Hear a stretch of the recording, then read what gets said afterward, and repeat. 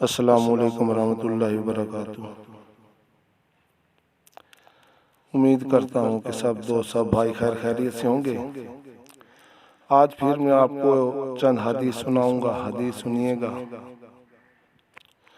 حضرت طلحہ بن عبید رضی اللہ تعالی عنہ سے روایت ہے کہ نبی کریم صلی اللہ علیہ وآلہ وسلم نے ارشاد فرمایا، میں ایک ایسا کلمہ جانتا ہوں جسے ایسا شخص پڑھے جس کی موت کا وقت قریب ہو تو اس کی روح جسم سے نکلتے وقت اس کلمے کی بدولت ضرور راحت پائے گی، اور وہ کلمہ اس کے لیے قیامت کے دن نور ہوگا۔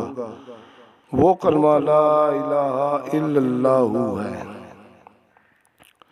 حضرت انس رضی اللہ تعالیٰ عنہ سے روایت ہے کہ رسول اللہ صلی اللہ علیہ وآلہ وسلم نے ارشاد فرمایا، ہر وہ شخص جہنم سے نکلے گا جس نے لا الہ الا اللہ کہا ہوگا اور اس کے دل میں ایک جو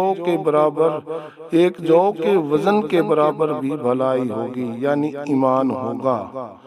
پھر ہر وہ شخص جہنم سے نکلے گا جس نے لا الہ الا اللہ کہا ہوگا اور اس کے دل میں گندم کے دانے کے برابر بھی خیر ہوگی، یعنی ایمان ہوگا۔ پھر ہر وہ شخص جہنم سے نکلے گا جس نے لا الہ الا اللہ کہا ہوگا اور اس کے دل میں ذرا برابر بھی خیر ہوگی۔